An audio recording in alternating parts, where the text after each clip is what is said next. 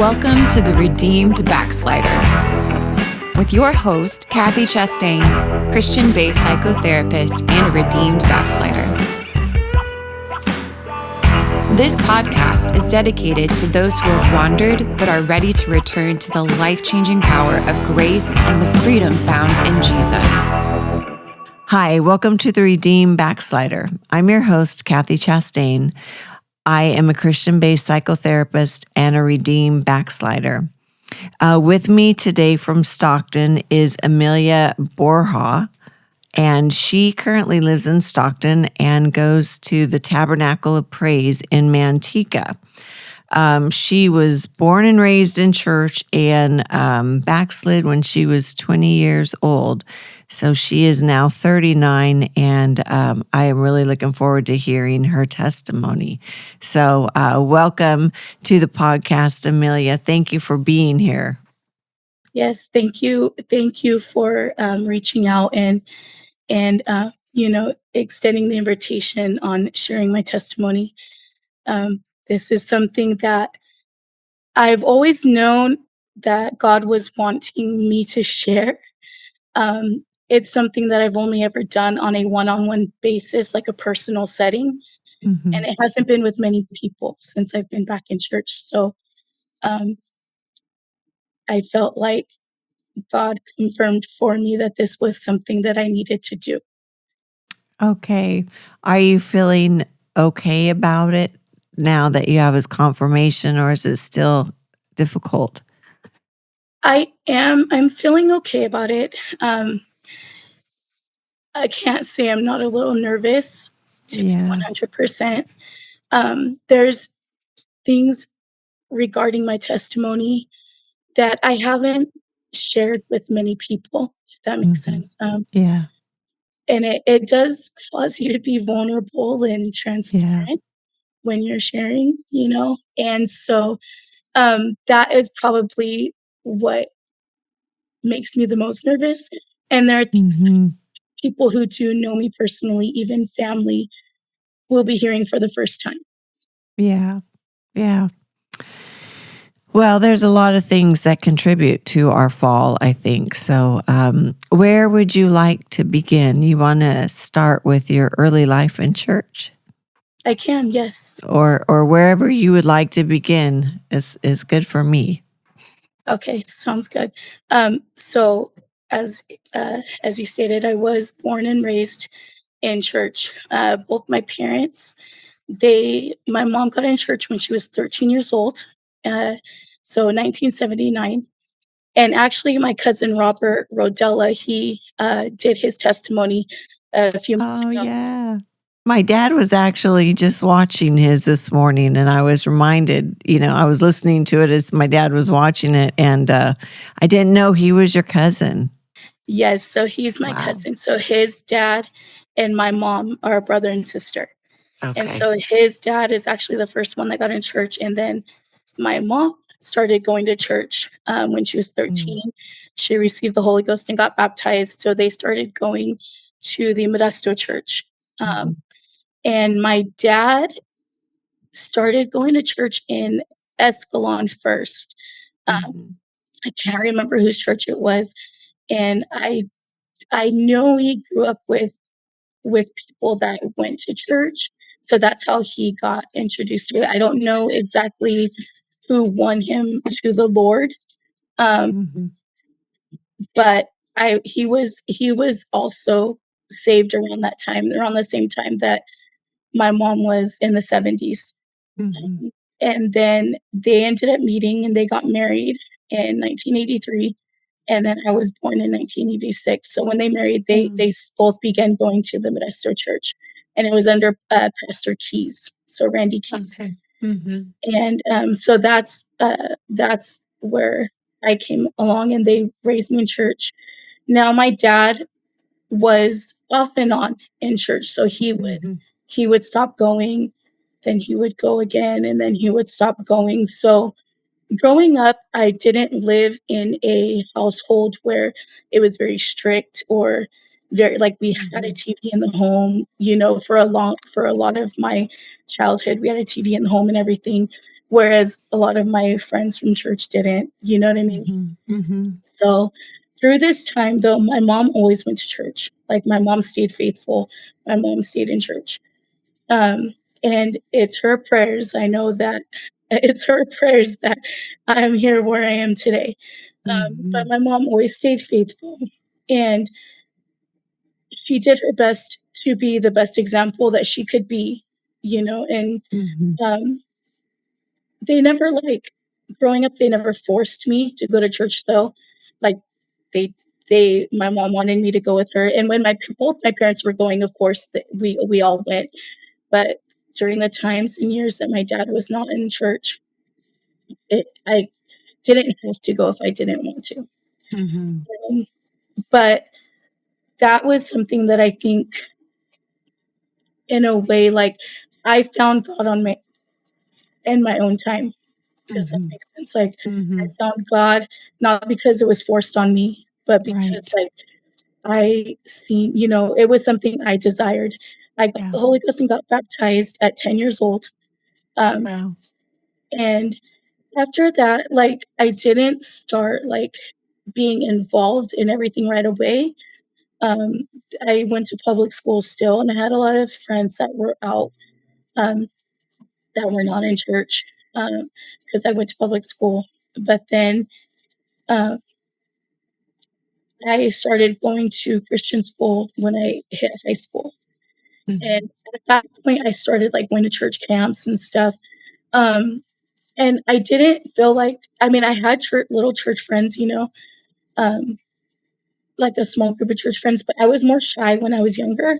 So it was about middle school, um, junior high age or so is when I started opening up. So before, I never got involved in like junior camps or anything like that because I was very shy.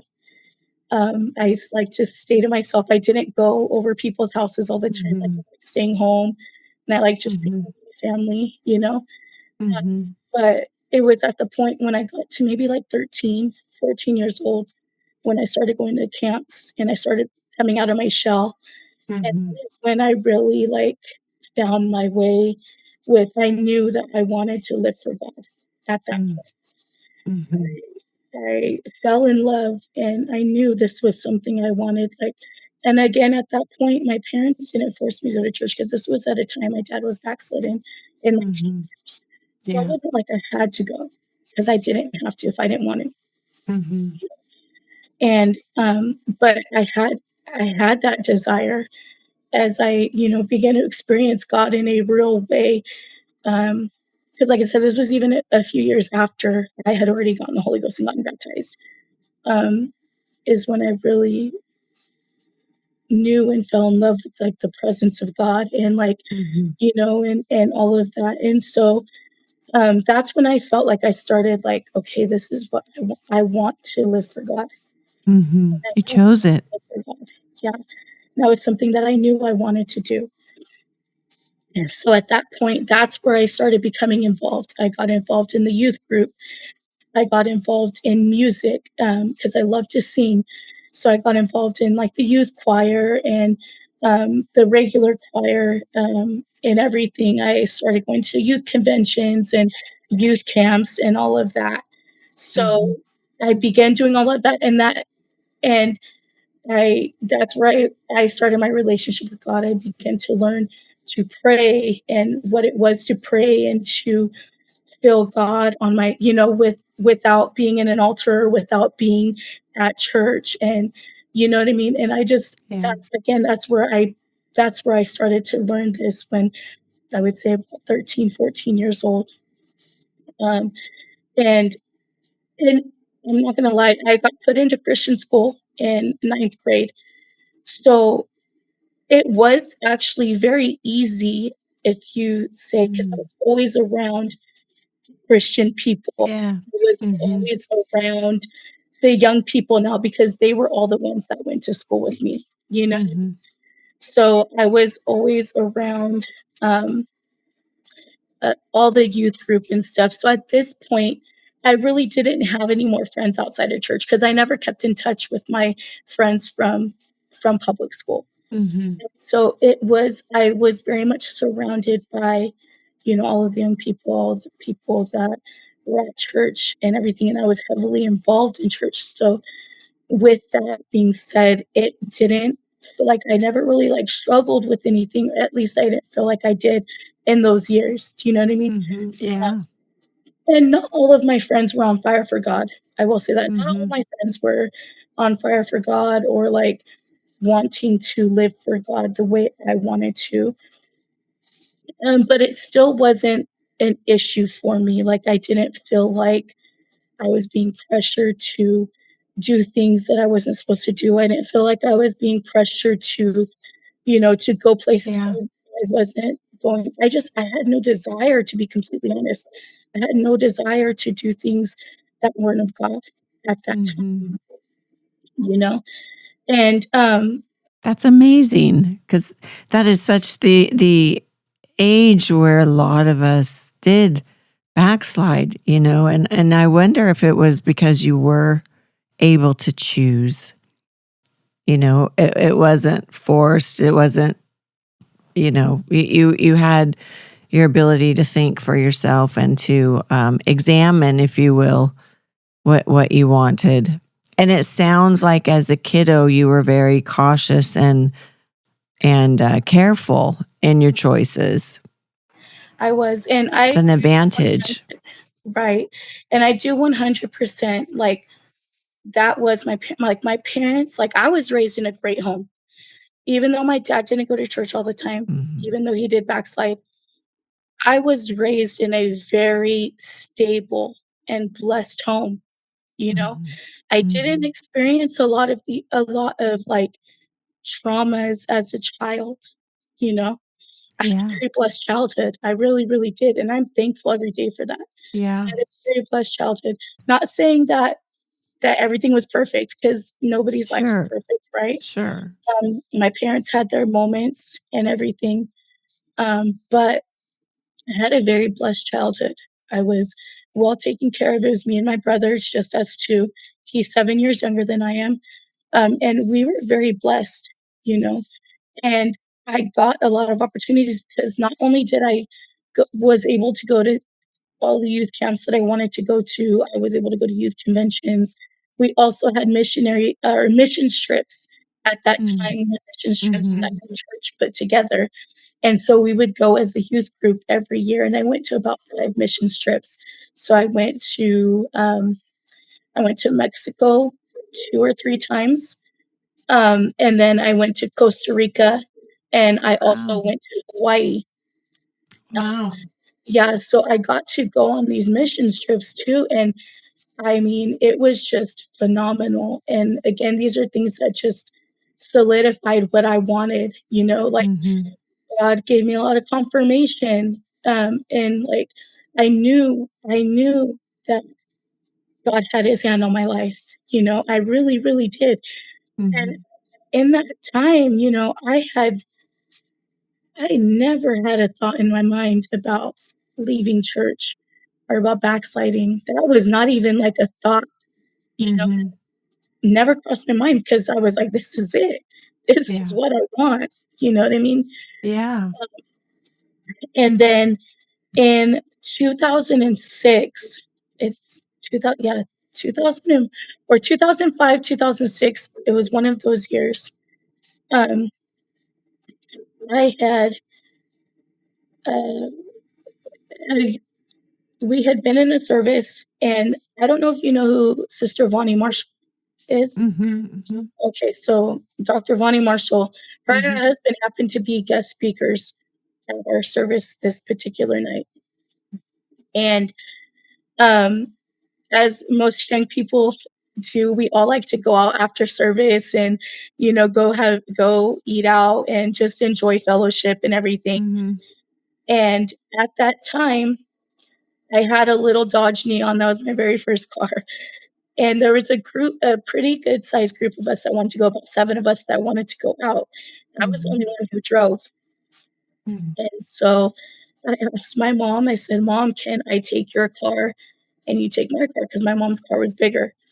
And they had she had a mini SUV to where I know we shouldn't have done this, but where 2 people can fit in, like, the trunk space, because it looked Yeah. happy. Yeah. So I was like, "Can we take your car? Because and then we're not only gonna fit in my little neon." She's like, "Yeah, Mija, that's fine." So she took my car. I took her car. And, we went about our way. My cousin and one of my friends were in the back, and then, me and another one of my cousins and a few of my girlfriends were in the front part in the actually seated in and or belted in and everything. So, we leave the church, we hit the freeway, and we were, like, the only ones on the freeway, and I see, like, this box in the road, right? Like, it looked like it maybe fallen off of a truck or something, and I was probably going 75, 80 miles an hour. So I was speeding too. I'm just exposing myself right now. No, but I'm speeding 75, 80, and I see the box. And instead of going to just run it over, I swerved to miss it, right? When I swerved to miss it, my car went out of control and we ended up I ended up fishtailing and I tried to overcorrect it because I'm like maybe 19 years old at this time.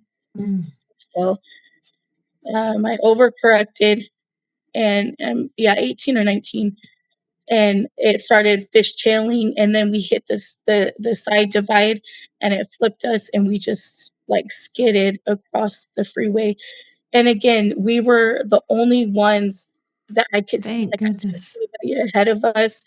I wasn't paying attention to who was behind us. We're the only ones, but when we stopped, literally my cousin and my friend that were in the trunk space, they were out of the car and just jumped up and were able to get onto the side of the road when it stopped. All of my other friends were able to crawl out of the car, like, none of us were, like, seriously hurt or injured. I was stuck in the car because I was the way my seatbelt was, it strapped me in, so when the firemen came, they had to, like, cut me out and everything. At that moment, I had no idea what the car looked like. No clue. We got taken to separate hospitals, so a group of us got taken to Doctors Hospital in Modesto, because this was all in Modesto, because at the time, that's where I lived. And then, a group had went to Memorial Hospital. Well, my pastor, Pastor Keys at the time, had seen the accident, not knowing it was some of his young people. And he got word that it was a group of us from, young people that were in that accident. So him and the marshals, or Pastor and Sister Keys and the marshals, went on their way to go have dinner, and instead they came to the hospital. And my pastor talked to me, and he told me, he goes, "Amy," he goes, "I seen that car, and there was no way anybody should have survived that accident."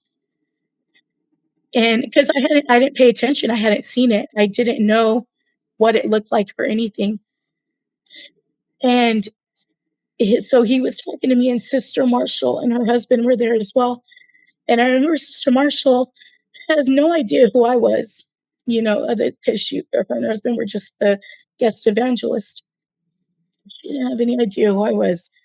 She walked up to me and she cupped my face and she goes, "God has a destiny for your life. God has his hand on your life and he has a destiny for your life." And I was just like, I didn't know what to think, or I was just like, man, like I was just emotional, obviously, like super emotional. Yeah. And I was just like, man, God, like, again, I didn't know what the car looked like, but after my pastor telling me, like, nobody should have survived that accident, and then her telling me that, and I was just like, man, God, like, thank you. Like, and I believed that, like, I did, Yes. right? I believed what she said. I Yes. knew that God kept me alive for a reason. Mm-hmm. Um, but at that time, like, I had already graduated from high school. So now I had to find, I had started taking some college classes, but to be honest, I didn't have a real direction on what I wanted to do professionally. Mm-hmm.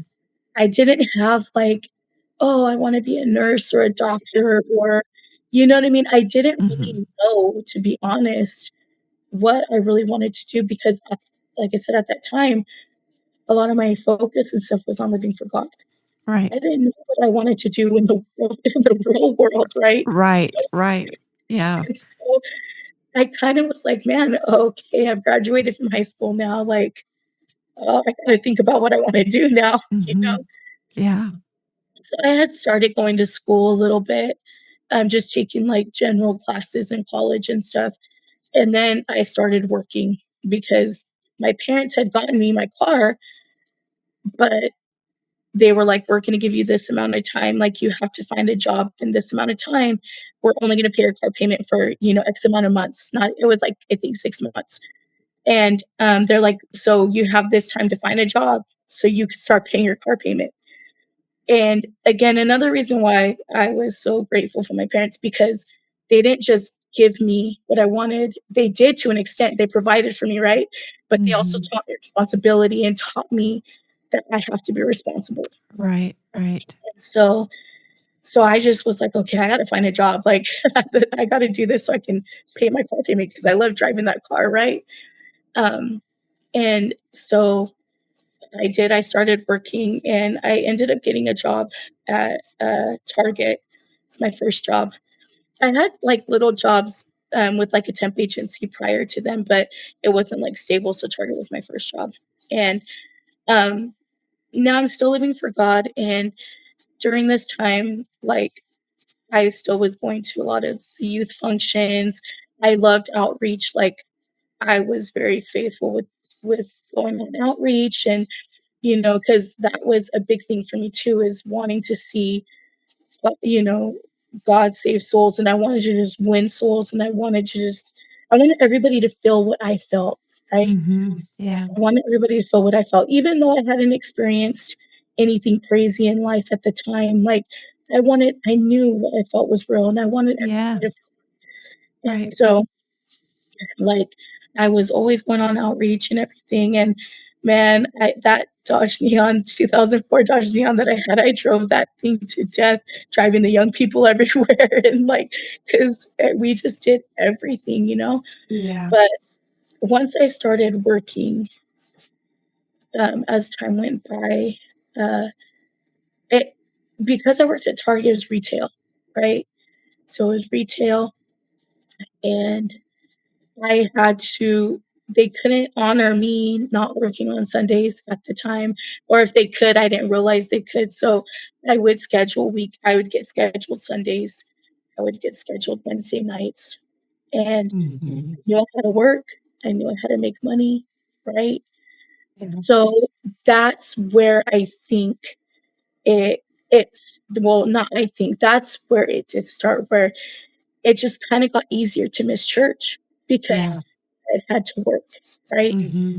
Yeah. And so Thank you so much for watching our podcast through all the last episodes. We just finished recording episode 58, and we've had such wonderful feedback from you and have been able to share many great testimonies of what God has done in the lives of prodigals and those who are just coming to the Lord for the first time. I just wanted to ask if you would prayerfully consider being a monthly sponsor of this ministry, or if you're a business and you would like to promote your business on this podcast, if you would like to partner with us in that way, that would be great too.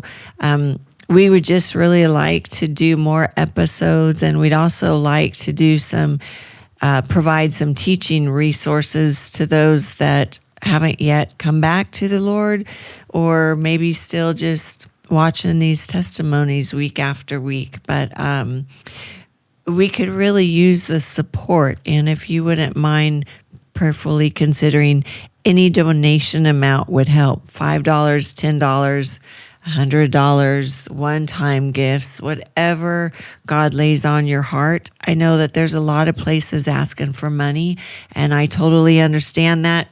I've never really asked for it up until this point. So I thought that maybe I could just make an appeal and ask if you would just pray about it.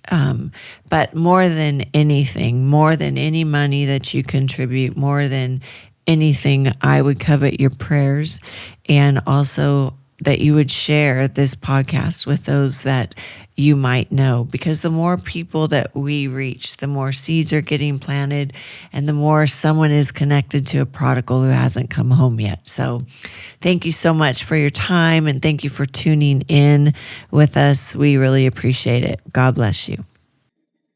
Just I would miss a Sunday here, then I'd miss a Sunday there, and then I'd miss a Wednesday here. So then it got to the point, and that's why I say, like, I really had no desire to backslide. Like, it's not something I ever thought that I would do, to be completely honest. Mhm. Never had a desire for it, but because I started missing church, and then I started developing friendships with my coworkers, right? Mhm. And so now these were people that were outside. Before, I had only church friends. Now Yeah. I'm developing friendships outside of church, right? Mhm. And so it was, like, just, like, kind of it just, like, happened Yeah. before I knew it. I just probably now fast forward. So the accident must have happened around 2005, because I would say it's about a year later, towards the ending of 2006, is when I felt I was just, like, not going at all anymore.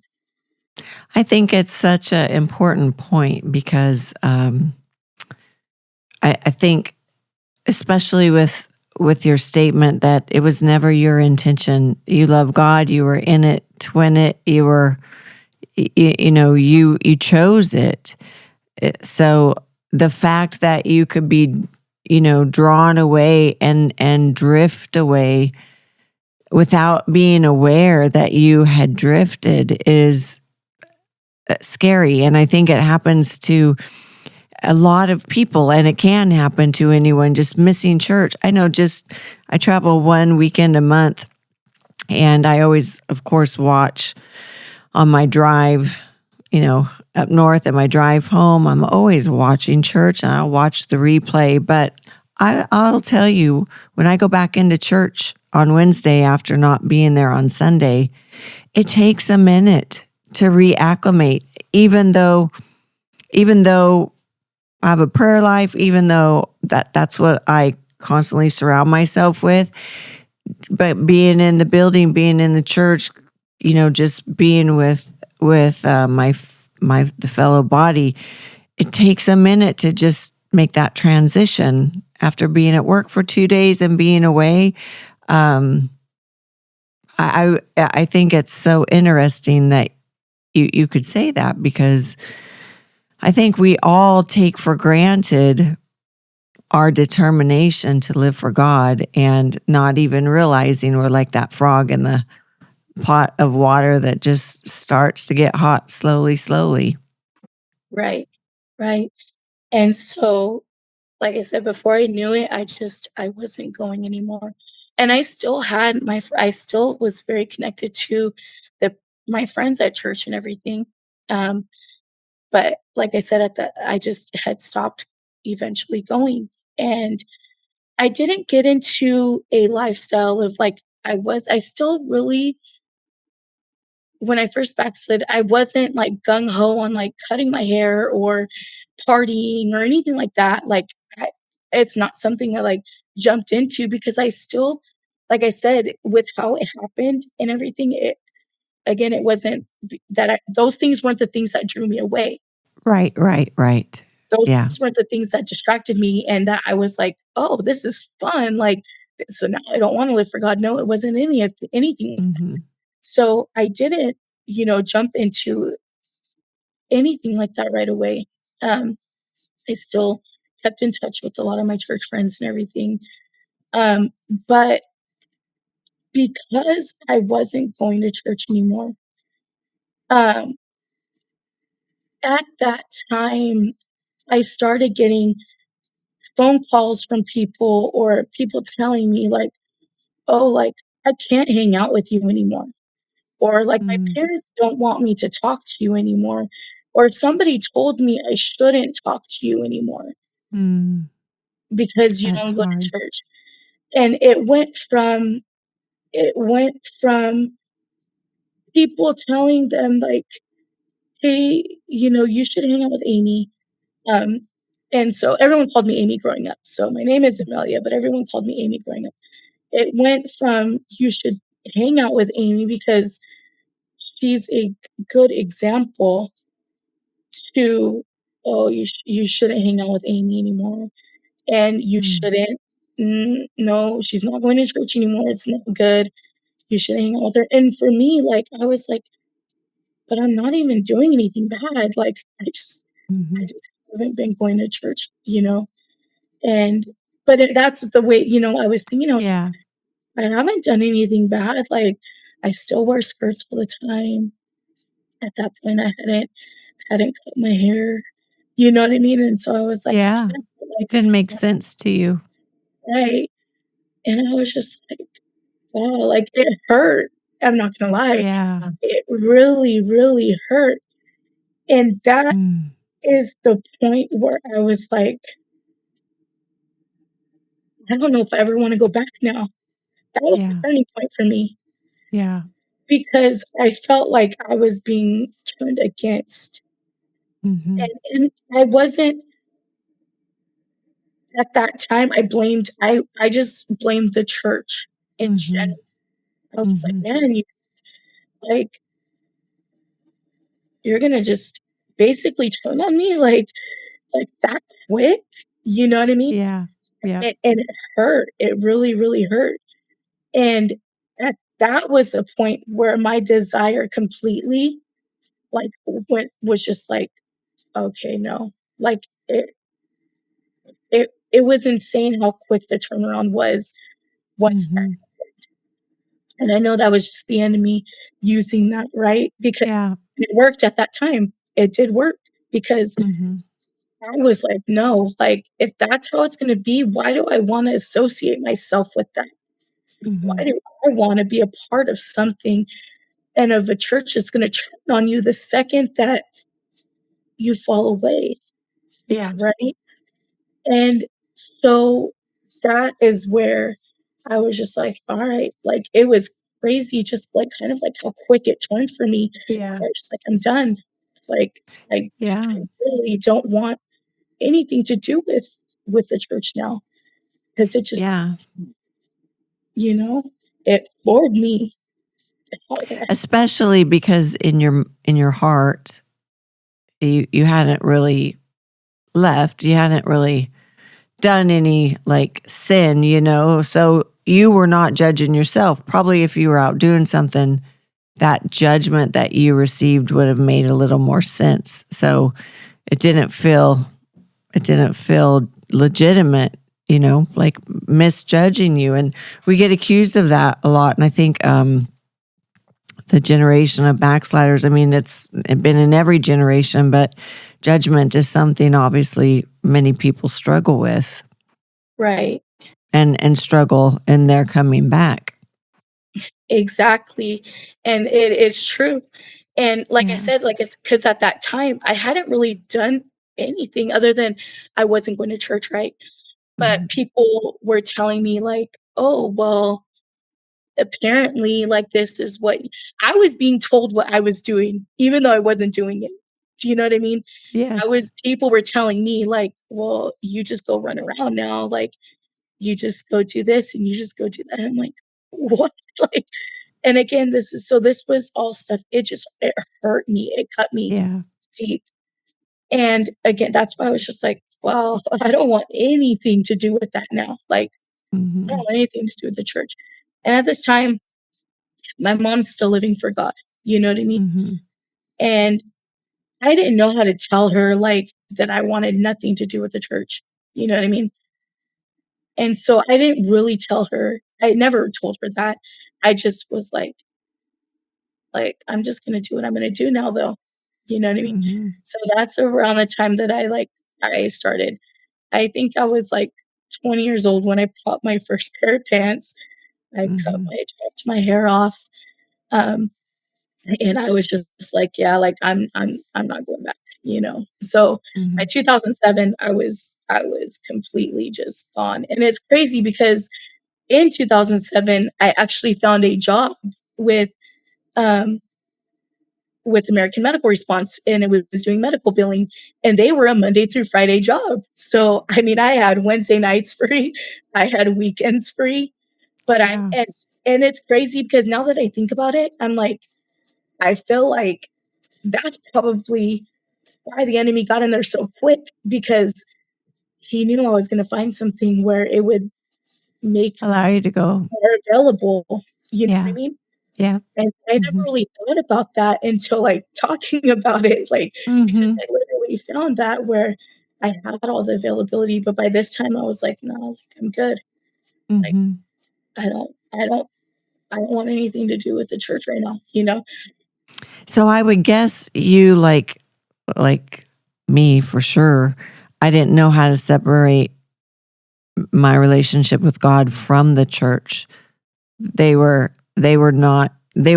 interchangeable, my what I felt at church, what I going to church, that was the Lord, and I didn't know how to find him outside of church. So when you walked away from him too, not being able to make that distinction. Right. And it is very true. And but in my mind though, you know what's crazy is in my mind, I wasn't, like, mad at God. Do you know what I Mm, mean? yeah. I wasn't, like, mad at God, but like you said, like, I just associated, like, all of that together, but Mhm. and so I didn't keep my relationship with God at all, like, I stopped praying, I stopped reading the Bible, I stopped doing anything that had to do with church because that was all Right. associated to church for me. It Yep. was all Yep. church, it was, Yep. so you're right. Yep. But I still had a lot of those morals and those values instilled in me, and I kept a lot of those even because that's what I was raised in, right? Yeah. So there were still a lot of things that I held dear to me, and I still believed in God. I still believed in God. I knew that God loved me.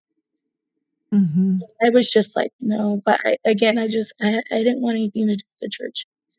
I remember when I was 21, I I got my first tattoo, and I remember calling my mom because I was still living at home, and I remember calling my mom and telling her, "Mom, I wanna tell you right now, when I come home, you're gonna see, that I got a tattoo." Because I didn't wanna, like, blindside her, you know? Yeah. I That still was nice of you. I still Yeah. had a lot of respect for my parents, lot of respect for my parents, you know?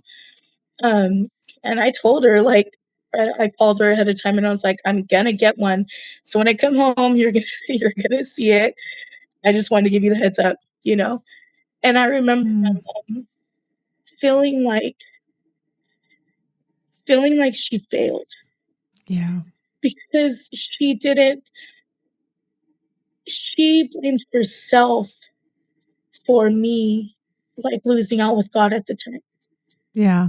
And that hurt me because it's not her. And I told her, Right. I had to tell her, because she's like, "Mima, I don't know what I did wrong," you know, because she sees obviously this change, it's pretty quick that she's seeing this change. Mhm. She's like, "Mija, I don't know what I did wrong," you know? And I'm like, "Mom, you did nothing wrong. You actually probably did everything right, you Yeah. know? You did nothing wrong. Like, what's going on in me and going on with me has nothing to do with how you raised me or how dad raised me. Like, you guys are not to blame." I had to Mm. tell her because she really did take it hard. Yeah. She took it hard when I stopped going to church and when she started seeing all the changes. Um, Yeah. because like I said, once I cut my hair and once I started, wearing pants, that's when she knew it was real. Like before, Yeah. it was just like hoping I would find my way back, and it wasn't like something that was like real. Because again, Mhm. I didn't have the heart to tell her that I was completely just done. So I never Yeah. voiced that to her. You know what I mean? Yeah. Yeah. But as she's seen the changes in me, then she knew. Oh yeah, like she knew, Yeah. obviously, That something was different. right? And so Mhm. I told her, I was like, "Mom, this is not a reflection of how you raised me or what you did wrong. Like you didn't do anything wrong. I was like, just I can't explain why I'm going through these things or why this is Yeah. happening, but this is just what it is right now, basically, you know? Yeah. And um, probably like between the ages of like 20, 21, 22, I had gotten a lot of my partying and stuff kind of out of my system at that point. I had partied a lot, still, still stayed safe, made sure like Um, I still, like, made sure I was when I was drinking, I made sure I had a driver or that I was somewhere safe or I knew I had people there that I could, you know, Yeah. trust, right? So I still stayed really, really safe, and stuff when I would go out and have fun and whatnot. Then around like 22, I kind of had it out of my system already because I went through a year and a half where I was partying all the time. I'm talking Thursday, Friday, Saturday, Sunday, and I was just going hard. And I mean, I still worked and I still was Yeah. responsible, but I was just going out and having fun because now I'm like, I'm just gonna have fun. You know, around 22, 23 years old, I finally mellowed out. Um, at that point, I had gotten to a place in my life where I just wasn't into all that. I would still drink on the weekends, like, at home or not, like, with my because I had moved out of, uh I had moved out of my parents' house, and I had a couple of roommates who are now my Mhm. best friends, and they've been my best friends for about 20 years now, and so Wow. I moved in with them, and so we rented a house, and they were my roommates, and so we would, drink on weekend and stuff like that. So I still did drink, but it wasn't anything crazy, wasn't something that had You were addicted to. yeah, Yeah. right. Yeah. And now alcoholism and stuff does run in my family on my dad's side. So, like, my grandpa was an alcoholic. My dad Mhm. was actually a functioning alcoholic where he did what he had to do. He would go to work every day. He provided for us, but he would come home and he would drink, you know? Yeah. But he would stay in his room and drink, like, he wouldn't, um he never, was belligerent with us or anything like that. There were things that him and my mom dealt with behind closed doors that we didn't always see, um, Mhm. but like I said, he was a functioning alcoholic, so alcohol alcoholism did run in my family. Yeah. But at that time, it wasn't a thing for me, like, I did drink, but it wasn't where I'd do too much or anything like that. And so during this time, I would visit church, but, I'd visit with my mom here and there or, like, special occasions, Easter, Christmas, Mhm. holidays, I would go, but it was like it wasn't I still wasn't to the point where I'm like, "This is what I wanna do," you know? Mhm. And I don't know at what point, though, I finally realized that it wasn't the church who hurt me, it was people who hurt me. I did realize Yeah. that while I was backslidden at Mhm. some point, and I can't remember exactly at what point that was, but I do know that I did realize that it wasn't the church, it was people, and that's where my thought process changed as well, where I didn't look at the church as such a bad place, or Yeah. I didn't feel anger or bitterness against when I thought about church anymore. Do you know what I mean? Yeah. And Yes, I yes. think I think that's where I started, really remembering, the things that God did in my life before, and when Sister Bonnie Marshall told me, God has his hand on your life, things like that. At that point, I think that's when it really, hit me again, when I decided to separate the 2, that people hurt me, not the church.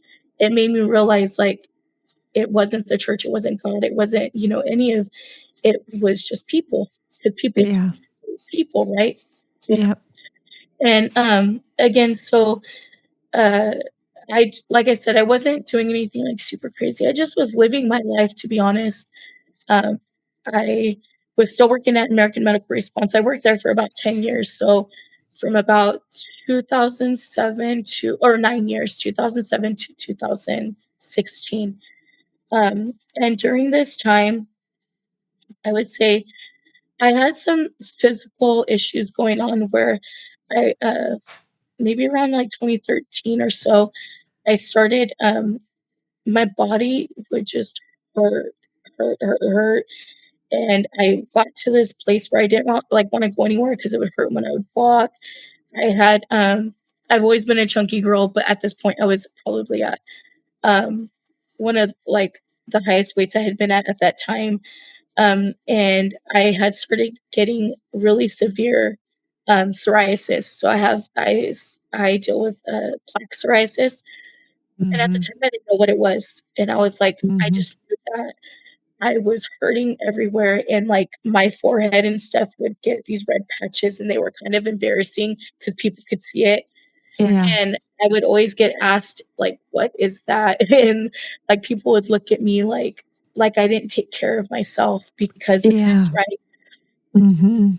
And so, at that point, I ended up finally going to a doctor, and in 2014, I went to a doctor, I got it cleared up, and I ended up losing, quite a bit of weight. I lost about 100 pounds, between 2013 and 2015-ish or so. Mhm. And so I started feeling better. I started getting because at that point my self-confidence was gone.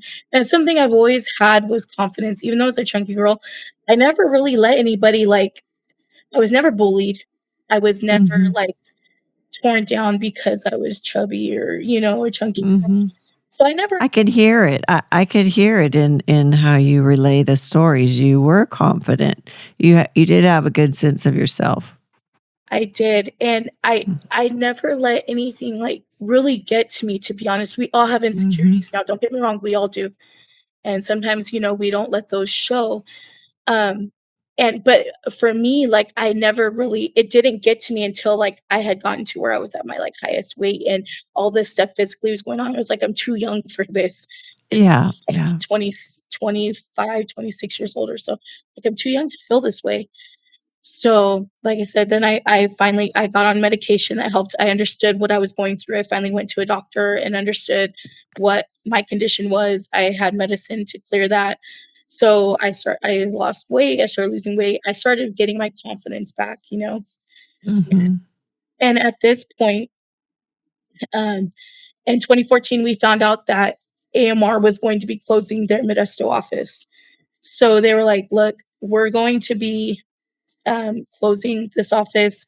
We're going to be laying everybody off by March of 2015." They told us this in October. So they give us time to find new employment. Okay. Yeah. And when I tell you that God has had his hand upon me, even through this whole time that I wasn't living for God, I'm telling you, God had his hand on my life, even, I believe it. even when I was just doing my own thing. So Mhm. December of 2014, I had a coworker who had left AMR and went to go work for San Joaquin County. So she worked at the welfare office in Stockton. And she told me, she goes, "Amy, I heard that AMR is going to be laying people off." She goes, we have a position open for eligibility worker." And I was like, "I don't even know what that is." She's like, "Just apply.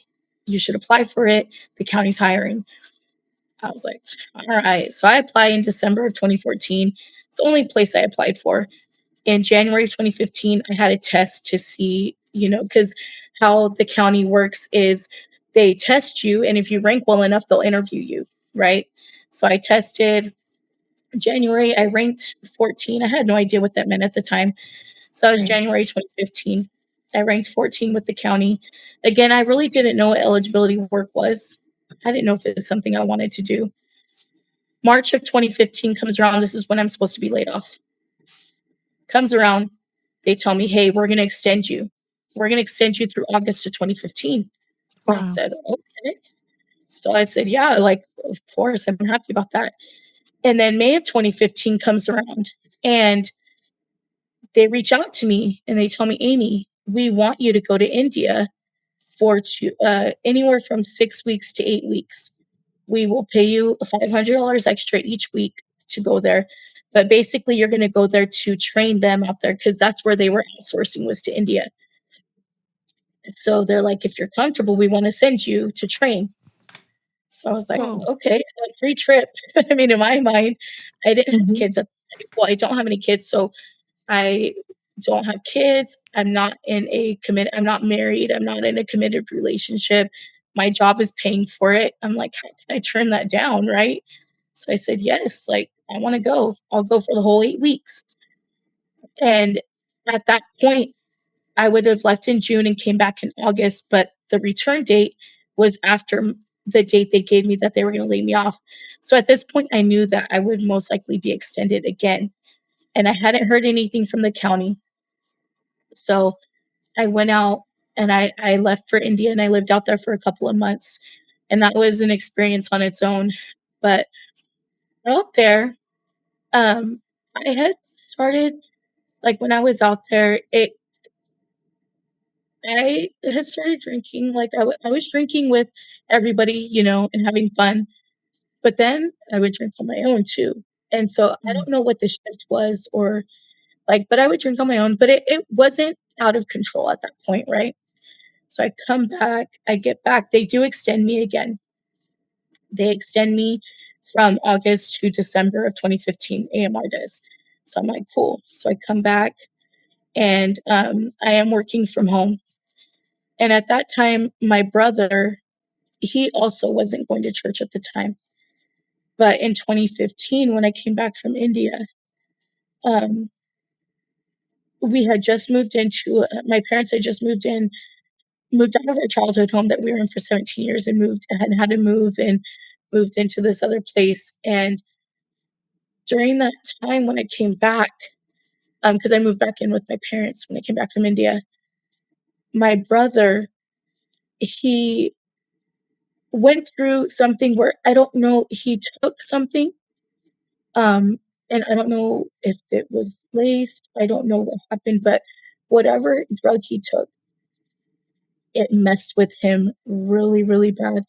And it put him in this place where he was dealing with demons. Like, my Mhm. cousin had to come to the house and anoint the house. That happening is what put my dad back on the straight path and put him back in church because of this. My Mhm. brother dealt with like, he fought demonic spirits and he went through, where he was like, something spoke out of him. Like, that's what Yeah. that, he was possessed and everything. Yeah. And I, like, I was working from home at the time, and my brother was in a place where once every because he couldn't be by himself during that time, like, he was scared of every little noise, like a vacuum, Mhm.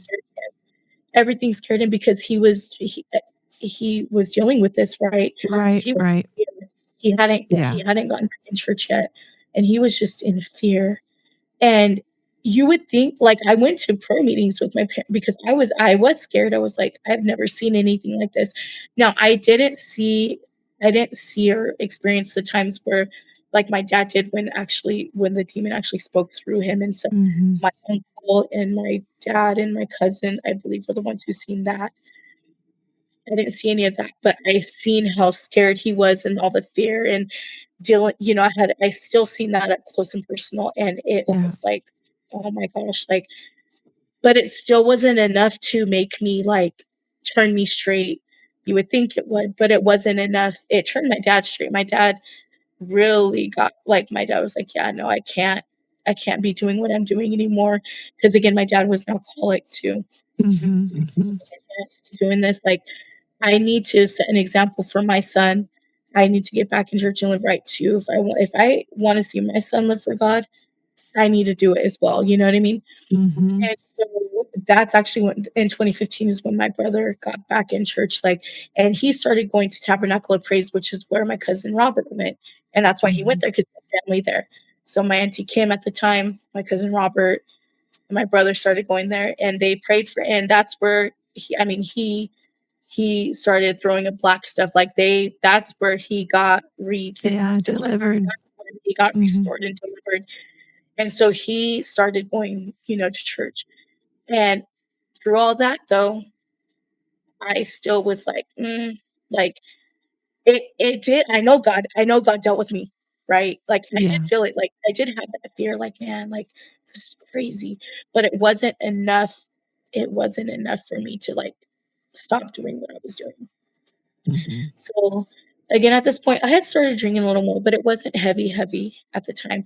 But I was drinking more often now.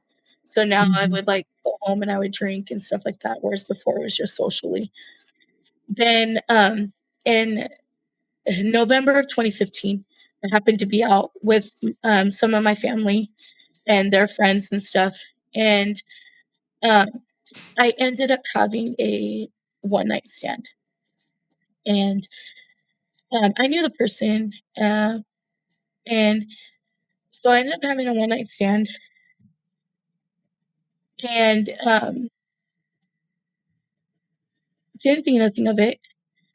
Um, that's not something that's not something that I did, to be honest. Like even when I was wild and stuff, I never did things like that.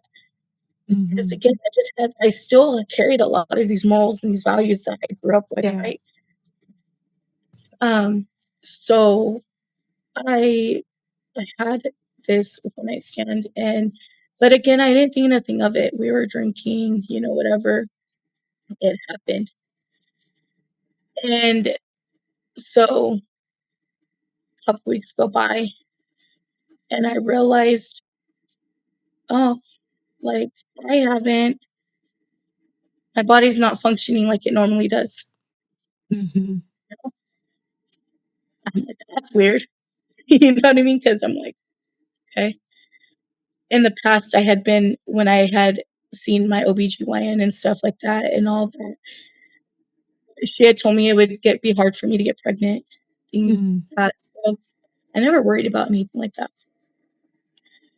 So I realized, like, "Oh, my body isn't functioning the way it normally would," and I hadn't told nobody about what happened. Nobody knew about my one night stand because I still carried some shame with that. Because again, Sure. it's you know what I mean? Even though it had Yeah. now been years since I had been out of church, I still Yeah. carried shame in that.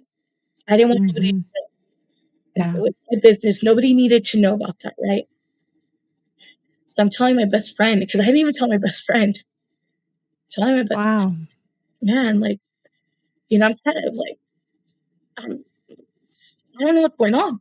She's like, okay. She's like, have you been stressed? Like, whatever. And I'm like, no, like, I don't feel like I have been, but I don't know. And then it had been like 2 or 3 weeks, and I'm like, I just I had this like gut feeling, and I was like, I need to get a pregnancy test. And I did. And I was pregnant. And I had to tell my best friend at that point. I was like, well, I had a one night stand and I am pregnant. Something I was like, I didn't really have the want to have kids at that time. I had no desire Mhm. really to have kids. I wasn't in a relationship. I really had no desire to be in a relationship either. Um, and it was like, so this is November of 2015 or so.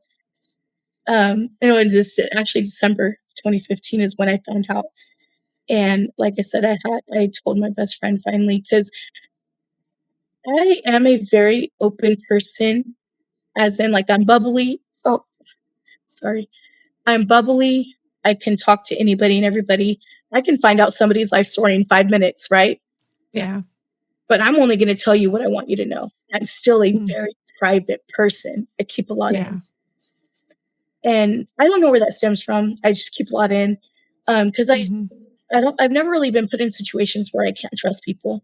I've always Right. been around people I can trust, you know what I mean? Mhm. But there's still a lot that I was very private, and I think Yeah. it could like I was saying earlier, I carried shame in certain things because and I think that Mhm. maybe was what Yeah. and why I kept things to myself. Yeah. It's also a notable personality trait in some personality types. And it could be both. it could be the shame, and it also could be personality. It seems like you came by that very naturally to be private. Yeah. And it's just how I was. And Yeah.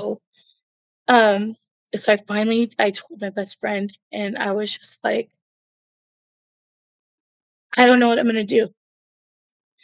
I'm about to be laid off in less than a month at the end of December, right? Mhm. I don't know what I'm gonna do. And my best friend's like, whatever you decide, like, I'm gonna be behind you, you know? I told a couple of people about being pregnant. I ended up telling my best friends, both my best friends. Um, I told my cousin Kayla, and I told my auntie. I didn't tell my parents though. Never told my parents. Um, and so I can count on one hand how many people knew that I was pregnant. And I was like, I don't know what I'm gonna do. I have no idea. And during this time, I was like, I'm not ready to be a mom. I'm just not. And I chose to not keep the baby. Mhm. And that's something that I never told anybody. The people who knew, Mm. I told them that I miscarried, Mm. because I did. Yeah. What people didn't know was that I did something for myself to miscarry. Yeah. Yeah. And that's something that the people, like I said, this is something that people are going to find out about right now. I Mhm. didn't know because I didn't want people to know what I did. That was something Mhm. that, of course, was very, you don't do that, right? And Right. I've always Right. been raised, and even growing up, I was like, that's something I'll never do. But when I say you never know what you'll do or what decision you'll make Right. when you're in a situation, I mean, that is Right. 100% the truth. Yeah. You don't ever say never. Don't ever say you'll never do something, because you don't Yeah. know what kind of decision you're going to make when you're in this. You know what I mean? Right. Right. And yeah, like probably about a week after I found out, I went to the doctor and I said, I can't Mhm. do this. I was still early on.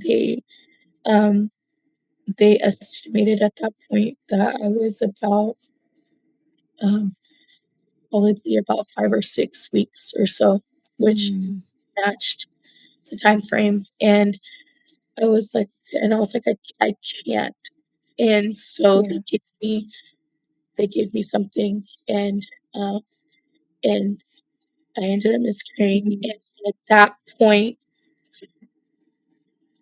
I thought I was okay. I thought I was okay. I let myself Mhm. believe I was. So I was like, I'm fine. You know, it is what it is. Yeah. In the moment, I felt that way. Like I felt Sure. Sure. like okay, it's done. Like I don't have to worry about having a baby now. Now I don't have to worry about how I'm gonna provide for this child. Now I don't have to worry about, what's gonna happen and everything. Mhm. And it I told myself I was okay, but I knew I wasn't. Yeah. And just after that happened, in December, I did get an email from the county. Now, this again, I kept getting extended AMR. I was extended to the end of December now. Got an email from the county, and they said, "Are you still interested in working for the county?" I responded, "Yes, I am." So in December, AMR tells me, "We're going to extend you one more time. We're going to extend you through February of 2016." So I said, "Okay." And then the county was like, "We're going to set up or no, I hadn't heard. I just responded because they asked if I was interested still. So I responded in December. Then I found out I was being extended. So then the Christmas comes around, and this is now about 2 weeks after what happened. Christmas comes around, and the day after Christmas, I go and I spend it with my dad's side of the family. We're all over there, and we're drinking. Um, and at that point, I was drinking. I was like drinking to forget, Escape. Yeah. to just not feel. Because Yeah. again, I kept telling myself I was okay, but that's there was no other reason for me to drink heavily that night. Yeah. And um, they lived in Turlock, and so me and my best friend had went over there. We're all drinking, whatever, and then we're gonna go. And my best friend was like, "They're like, you can't drive." It's like, "Yeah, I'm fine. I could drive. I could drive." I didn't, and I was arguing with them because I'm stubborn. I'm super. Mhm. I was like, "No, I could drive. I could drive." So we leave Turlock, and I'm going the back roads to get home to Empire because that's where my best friends lived at the time. And I'm staying the night over there. So we go to Empire, and it was raining, and we were on a dark road, and we're driving. I don't know how quick I'm going, but we're on this dark road, and again, the roads are slick, it's wet, and the road curves, and I'm going quick, and I don't realize the road's gonna curve like that till I see the sign Mhm. last minute, and I'm like, "Oh," and I didn't have time to like slow down, so I ended up I couldn't make the curve, and we ended up flipping. There's just me and my best friend, and again, we're on a road alone, but now we're on a back road where there's No nobody one's gonna there. find you. It's dark. There's not even street lights. And we flip onto the side. It was like a on the side of this railroad tracks. So we're kind of like in this like embankment or ditch.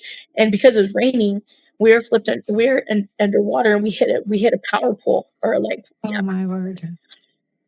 So my car, the because the power pole hit, and it was like, now it's like leaning on the car. My alarm, my doors, they kept unlocking and locking. I didn't know what to do. Mm. We were upside down, so we got ourselves to where we were like on our stomachs. All I could do was put my knee against the horn of my car so I can honk it in hopes that somebody will hear us. I remember Mm. this friend, she was like, that night, she told me she hated me. And I was like, I don't blame you. I hate Mhm. myself too right now. You know what I mean? Because Mhm. Yeah. this was one of her first accidents she's ever been in, and we were flipped and everything. Again, at that point, I didn't see what the car looked like because we were in the car. Mm. It just so happened that an off-duty cop lives out there, and he would go because the streets were so dark that at night he would go and he would drive the streets to just see and a patrol. Wow.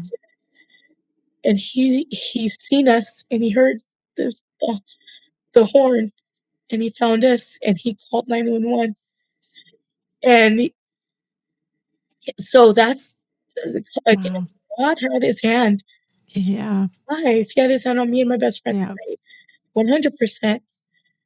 So the firemen come, and everybody comes, and it took them about 30, 45 minutes to get us out because they had to get the power pole like off of the car and everything. We finally get out, and of course they ask if drinking was involved. And I mean, I'm not gonna lie to them, like, yes, I was drinking. I shouldn't have been driving. At this point, I feel like I'm sobered up because I mean, I'm just like in shock. Yeah. And so I'm like, yeah, like I was drinking. I had no reason to lie to them. They took a breathalyzer, and I was like double the legal limit. So I think I was a 0.15 that I blew. Um, but they were, when I tell you, like, they were so nice to me, and I was like, "Why are you guys being so nice to me?" Like, I just wrecked my car. I was driving under the influence. I put my best friend in danger. I put my own life in danger. Like, why are you so nice to me? Because it was the sheriff's office I was talking to, CHP or the sheriff's, And they just told me, they're like, honey, we make mistakes. So I was like, why are you guys being so nice to me? They're like, well, you're not being belligerent. You're not being rude. You're not giving us a reason to be mean. And they're like, we make mistakes. They're like, look, we're going to take you to the hospital. When you get to the hospital, do you have somebody that can pick you up? I was like, yes. Like, hey, we're going to let you go home when you get there. They're like, technically, you're under arrest, but we're not going to cuff you. We're not going to do any of that. We'll contact you. Because I told them, I was like, can you call my mom? They're like, we'll contact your mom and we'll have you, she could pick you up from the hospital. So they did. They contacted my mom. I got checked out. And again, my best friend and I were both fine. We had bruises from where our belts were at, but we were fine. No broken bones, no nothing.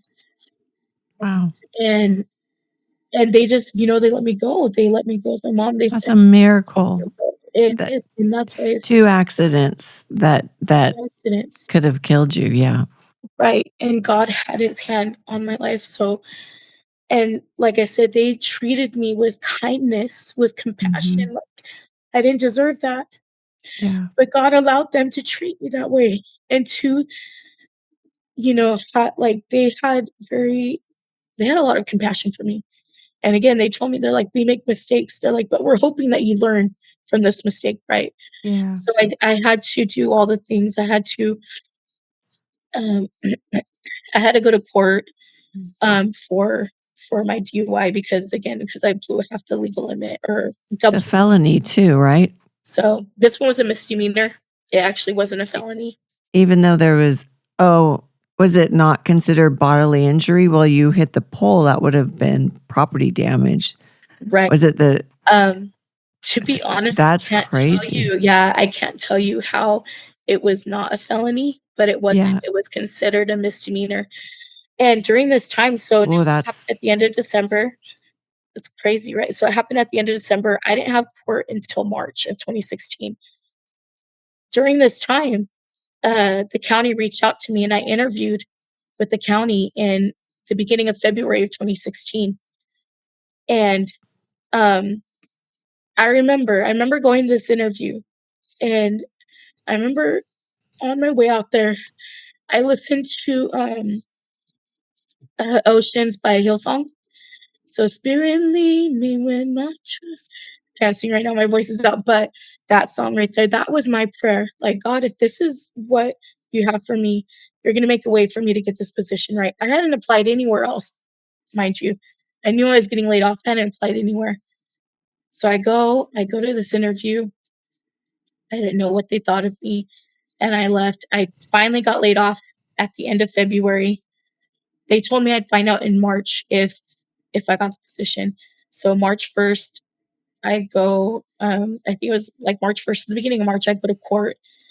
They tell me that it's a misdemeanor, and they tell me that I can either do like the work program or I can go to jail for 7 days.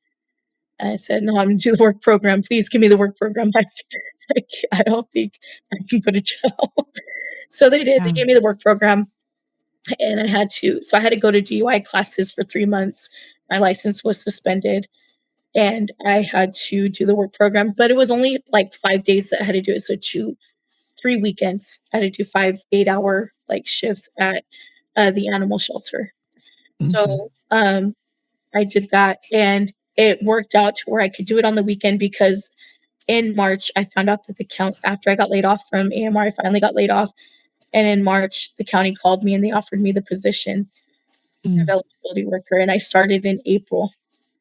And so everything, like God literally had his hand on everything. That my Yeah. suspended license, I got a special thing for it to where even though suspended, I was still able to go to and from work and to and from my DUI classes. So I paid to have like the special kind of suspended license. I forget what it's called now. Yeah. I was good. I was good during that time. I was like, all right, like I wasn't ready to go back to church, but I was good. Yeah. So I was like, all right, like I'm I'm gonna do this. And then I ended up going, I started work with the county, and I was like, I really liked it. It was another Monday through Friday job. Eligibility work, what I was doing was I was interviewing people, seeing if they're eligible to benefits, to government assistance, such as CalFresh, CalWorks, Medi-Cal, things like that. So that's what I was going to do. I went through a 7-month training with them, got through that training, and then, started as an eligibility worker. I loved it. And I was like, man, like, God's been so good to me, even though I've done these things, right? Even though, like, I was just like, man, God, I don't understand why you've been so good to me. But again, I still wasn't ready. I still wasn't ready to turn my life around. And in 2017 is when because I had stopped drinking for a while, because I was like, to you why it scared me. It did scare me. Yeah. Stopped drinking. But then I don't know at what point it started in like 2017 or so. I became depressed because I realized, like, I could have had a child right now, right? And my dad, one of the things that he wanted more than anything was to be a grandpa. Mm. And he had no idea that I took that from him. And so it finally started really, really hitting me. I think there was a lot that I kept myself busy with to where I didn't really think about it. Right. You know Right. what I mean? Yeah. And Yeah. everything that went on, getting a new job, there was a lot of things that could keep my mind occupied. Yeah. I didn't really think about it. And it started hitting me. And that's when I started really like drinking, because I didn't want to feel that. I didn't want to feel any of that pain. I Yeah. didn't want to feel depressed like that. I just wanted it to go away. I wanted to know. Mm-hmm. So I started drinking, and that's when I kind of spiraled, was about 2017, and vodka was my drink of choice, and I was just drinking often, and nobody knew it at first. I kept it hidden for a long time, Mm-hmm. but I would go home and I would drink. And at first, it wasn't every day, but I was drinking to where I'd pass out when I would drink. So it was like, and I started drinking by myself. I knew was a problem, but it Yeah. wasn't every day at this point. Like it Mhm. started, but that's how it started out. And then I was still trying to like do my workout thing and stuff. And, because at that point I started gaining weight because I'm drinking Mhm. so much now. Yeah. Yeah. You want to eat, and I started gaining weight and all this stuff. So it probably took until about 2018, 2019 till people really started noticing that I have a problem, where my close friends, or like my best friends and my family, could see it, because at that point I would just lock myself, like I was still living with my parents. I would lock myself in my room and I would just drink. And when I come out, they could tell that I was not myself. Yeah. I wouldn't let them see me drinking, but I thought I was hiding it, but they could tell my eyes are glossed over. I would say things that Yeah. didn't make sense. You know what I mean? And there was a lot of things that would happen that I don't even remember, because I was, You blackout drunk? Were you a blackout drinker? Yeah, so was I. and so, yeah. And so things I didn't even know, like, were happening. Like I would fall in the shower. I didn't even know I would fall in the shower. I would, Mm. break things because I didn't even realize, like, I ran into them or dropped them, or, things and Yeah. it got bad, and I didn't realize how bad it was getting, but all I knew is I couldn't stop. Yeah. Craved it at this point now. Every day Mhm. after work, I would go. There were 2 or 3 liquor stores that I would frequent, and they knew what I wanted every time. All I had to do was Mhm.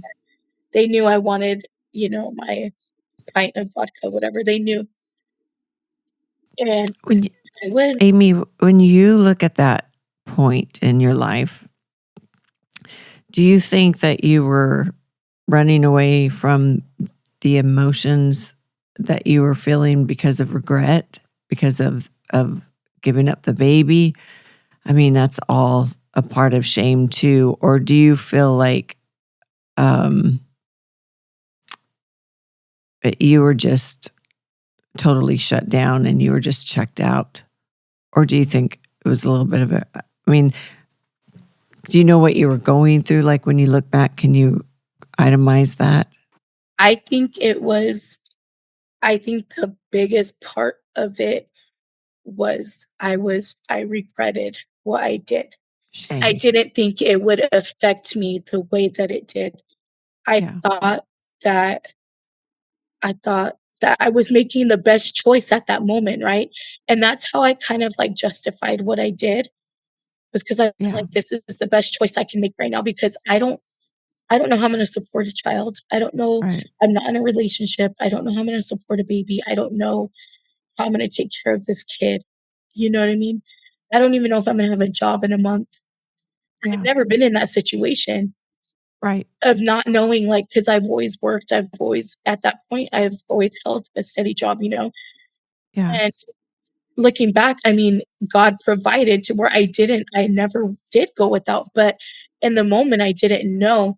And I think too, that is another thing that added to that was I didn't trust God to get me Provide. through this situation. Yeah. I just made a decision, like a decision that I didn't know would affect me the way it did. Because Yeah. in the moment, I was like, this is the best decision for me. Yeah. Do you know what I mean? Yeah. And I Yeah. did it Yeah. alone. And that Right. was another thing, like, I just did it, and Yeah. now I'm realizing, a year and a half down the road, I'm like, it's like it's hitting me, it's like I'm finally Right. like, life has kinda slowed down a little bit. I'm now a permanent employee with the county because I passed my year probation. I'm now, like, I'm golden with them, it's hard to be Mm-hmm. fired now, and I'm like, things are slowing down. Yeah. It's like I've really had time to, like, think, I guess, and reflect and realize, and again, hearing my dad talking about wanting to be a grandparent and, Yeah. and all of that, it tore me apart, Yeah. tore me completely apart, and I was like, "I don't wanna feel this. I Yeah. don't wanna feel this." So instead of turning to God, because at that point too, I was like, "God doesn't want me. There's no way. Mm-hmm. There's no way I can go back to church. There's no way that God's gonna want me after that." I did that knowing I was doing wrong. Yeah. Yeah. I made that decision Conscious choice. even though I felt like it was the best decision that for me to Right. make at the moment. I knew what I was doing. I Right. knew what decision I was making, Right. and I knew that it wasn't pleasing to God. Right. You know what I mean? So I'm like, Right. there's no way that God would even want me back. There's no way. So, and then because of that and So everything, you I felt like he decided couldn't. I'm gonna Yeah. And that's a very hopeless position to be in when you don't even feel like you can turn to God now. That's a very detrimental position.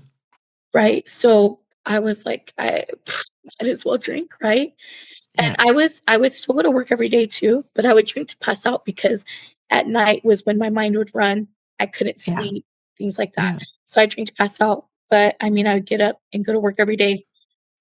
2019 rolls around or so. Again, now everybody's starting to see and realize things are, that I'm drinking a lot. And I mean, my my mom would be like, Mija, like, what are you doing? My best friend would be like, dude, what are you doing? Like, they would sit and I'm like, I don't know. Like, I know I need to stop. I know I need to stop, but I can't. Yeah. Basically. Or I was like, I'll do better. I would tell him, like, I'll do better. I'll do better. I'll do better. But I knew I couldn't. I knew Yeah. I was already addicted. I was already like, where to the point where I had to have it. And so, Yeah. I want to just interject here and give a plug to those that are watching. When someone's behavior changes dramatically, like Amelia's did, and you notice that it is totally different character, the odds that they're keeping a secret are pretty high. And so if you do notice this at home with your kids, or someone that you care about, someone that you love, pray about it, ask, because there usually is a secret that someone is keeping that is destroying them. And the minute that it gets exposed and it comes out of the darkness into the light, because now they're going to talk about it, is the minute that, the light can shine and they can get some help. So if you do notice this, like she said, it seemed like it just rapidly began to change. It's there's a secret that needs to come out, and you will help that person or your child by making them talk. Don't give them their space. Don't let them isolate. Don't let them get deeper. Press until they open up. Right. And very true. And I didn't want to talk about anything. I would brush everybody off, Mm-hmm.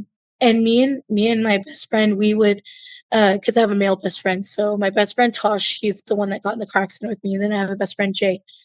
Me and him, we would go at it and fight and lot often because he was like, "You, what are you doing? You're like Yeah, destroying yourself. And it hurt the people that cared about me. I didn't Yeah, realize what I didn't realize how much what I was or how much it was hurting and affecting yeah. my loved ones and my family. You know what I Yeah. mean? Because I was Well, you just didn't love yourself at that point. right, right, Yeah. exactly. And so it just like I said, I would still go to work and everything. I was like, I'm fine. I still go to work. I still get paid. I'm not gonna lose my job. Whatever. So I was just in a very numb state of mind. Yeah. Didn't feel anything. Um, I would I would have to sometimes like when I wake up in the morning, like go through my phone, like, what did I What did I do? post anything? Yeah. Did I say anything to anybody? You know, Been there. Yeah. yeah, Yep. like I don't know. I didn't know what I would find. Yeah. You know what I mean? Yep. I do. So then 2020 rolls around, COVID hits, and everybody's having to, watch services online at this point. And that's when I really feel like God started dealing with me in Mm-hmm. 2020. Mm-hmm. And I knew it, but I was trying to like push it off. But I started watching because again, by this time it was a lot. I was fighting all the time. I knew at this point I knew that I was worrying my mom. I knew and my dad even sat me down and he goes, and my dad, the way he knew how to communicate with me. Goes, look, I'm not gonna tell you what to do. I'm not gonna tell you that you have to stop drinking. I'm not gonna tell you any of that. What I am gonna tell you is I love you and your mom loves you. I'm gonna tell you that you're hurting your mom. She's worried about you, Mm. and all of this. He's like, that's what I am gonna tell you. And that you are killing yourself with Yeah. as much as you're drinking. He's like, that's what I'm gonna tell you. Is I'm not gonna tell you to stop, but I am gonna tell you this, and Mm. um and like I said, him and Jay were probably the ones that could really communicate and get me to where I would listen and I knew what they were saying and I knew what they were saying was right, but I still just couldn't get away. I was just Yeah. too caught up in it. But in 2020, I could feel God dealing with me. So I started watching like services online. Um, I started watching services from like Revival Center because again, that's the church I grew up in. Yeah. And I remember one service in particular, Brother Victor Jackson, he preached for them and they streamed it. It was one of their services, they streamed it, but he was like preaching from home. It was just online, from his office. And he preached on brokenness and Mm. how God can work or does his best work Through when someone's brokenness. broken. Yeah. And I was completely broken. And I'm like, I remember that was the first time I really asked God, like, can you fix me? Like, I'm not too broken. You know what I mean? It made me really think, like, because again, Mm. this whole time I was like, God doesn't want me. Right. But that service is what spoke to me when he was talking about how God works best when you're broken. And Yeah. I knew I was broken. So it's like, all right.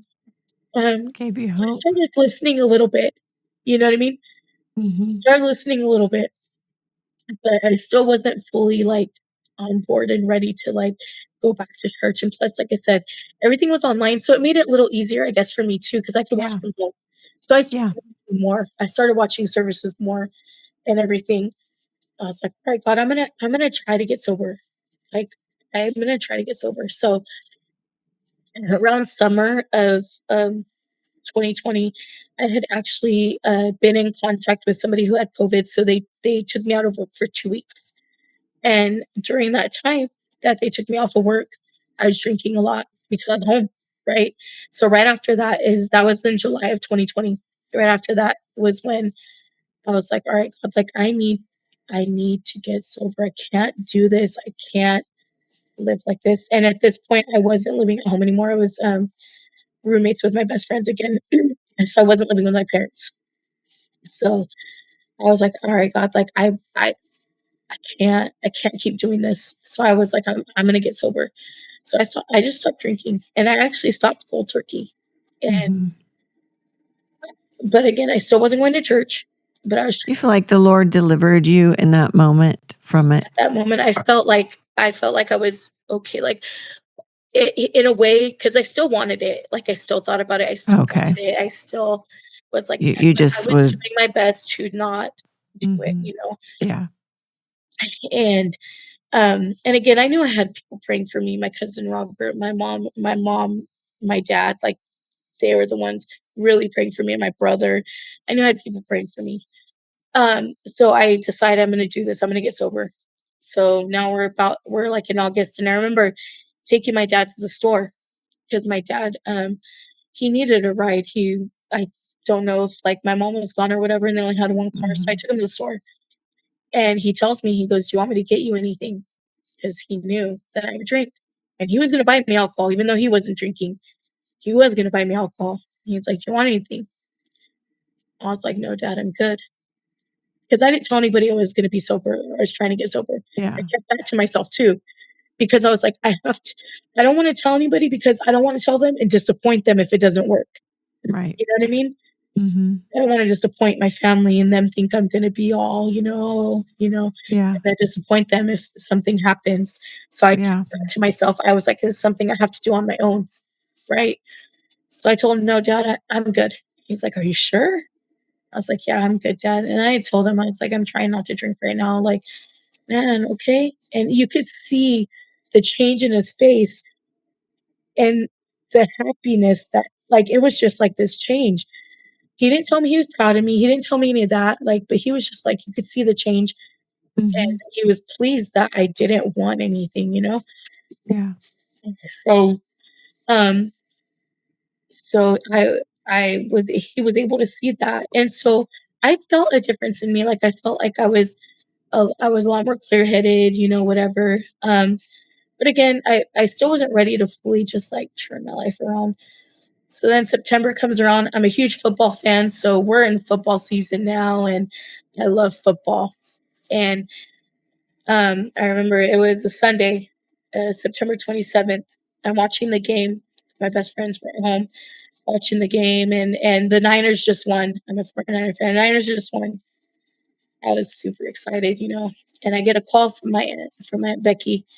She calls me, and she doesn't usually call me. Usually, she'll text me if something's going on or whatever. But she calls me, and she's crying. She goes, "Miha, you need to come to the house right now. You need to come to your mom's house right now." And she was living with my parents at the time. I was like, "Okay," and I could tell she was crying. I was like, "What's going on?" She was like, "Just you need to come over here. It's an emergency. There's something going on with your dad. There's an emergency with your dad." I was like, "Okay." And now my dad has different medical issues. Nothing that's ever been like life threatening or anything. Hmm. But some Hmm. medical issues that have landed him in the hospital. So I was like, okay. Normally they'll just be like, hey, dad had to go to the hospital, whatever. So I'm like, okay. I'm like, this is serious. So I'm thinking like maybe my dad's like just being stubborn or not wanting to cooperate because he could be stubborn too. Yeah. So you weren't too worried. You weren't alarmed at the emergency. Right. Yeah. And I was trying to not think the worst. You know what I mean? I'm like, Yeah. okay, it's gonna be fine. But I was a little panicked. And I know my best friend's seen that because I was like, "Hey, I gotta go. Like, there's an emergency. I gotta go." And Jay was like, "I don't want you driving. Like, you don't need to drive." And again, at this time I was sober. I wasn't drinking, so I could have Right. easily driven. He's like, "No." I think he could see the panic even though he wasn't trying to show it. He's like, "No, let me drive you. I'll drive you. I don't want you driving." So I was like, "Okay." In my mind, I'm still trying to tell myself everything's fine. Everything's fine. So Mhm. we get to the house, we get to my mom's house, and there's an ambulance outside.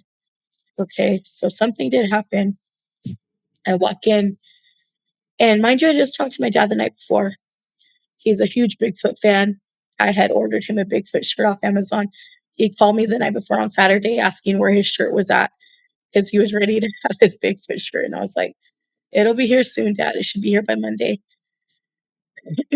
So I just talked to him. I go in the house, and when you walk in the door, it's a long hallway. The kitchen's off to the side, the living room's off to the right side, and there's a long hallway and my parents' room's at the end of the hallway. So the EMTs are coming out of my parents' room. My mom's in the kitchen. I look over, and she just like shakes her head. In that moment, I knew my dad was gone. Mm. I was like, "What?" And she's like, she didn't even say it. And I was like, "Mom, what happened?" And then she told me, "Your dad's gone." I was like, "What? What happened? What?" He fell asleep and he didn't wake up. He passed away Mm. in his sleep. And it was crazy Mm. because he called me, but then I found out that he also called my brother and he also called my Mm. mom because my mom happened to be out with my auntie and her cousins the night before on Saturday. My mom normally didn't go out or anything. She liked to be home, Mhm. didn't having a barbecue, and she actually went. And my dad, he usually doesn't trip when my mom goes because he knows like she's safe. He knows she doesn't drink. He knows she doesn't do Mhm. anything. She's very level-headed, he knows she's gonna be home safe. But he called her and just said he wanted to check on her. He's like, "I just wanna make sure you're good. Make sure Mm. everything's going." I was like, "Okay." Like, it even tripped her out, like, "Okay." And that was it. And he called me, called my brother. He called my brother to ask him some random question. My brother Mm. was at music practice, so he told my dad, "Hey, dad, like, I can't really talk," but they talked for a few moments. And then, yeah, he fell asleep and he didn't wake up. And my dad was a night owl, so he usually slept in. So my mom didn't really trip on him not coming out Yeah. of the room 'cause, uh, he was asleep early. And so Right. she didn't really trip on him not coming out of the room or into the afternoon, like around 12.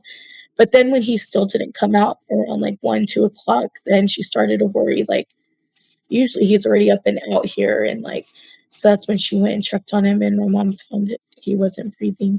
Yeah. And he fell asleep, and he passed away in his sleep, and that was like a kick in the gut because none of us, I mean, we were all blind. None of us expected Saw it coming. Yeah. none of us. And, um, I remember my mom telling me, like, "Mija, like, please," her and my auntie both, like, "Please do not drink." Because at this point, they knew I wasn't drinking because, like, I Yeah. told them, like, I'm trying to be better, and I was They were worried 40. that you would relapse They because your dad passed. they had Yeah. every right to be. Yeah. In the beginning, because that first week was super busy.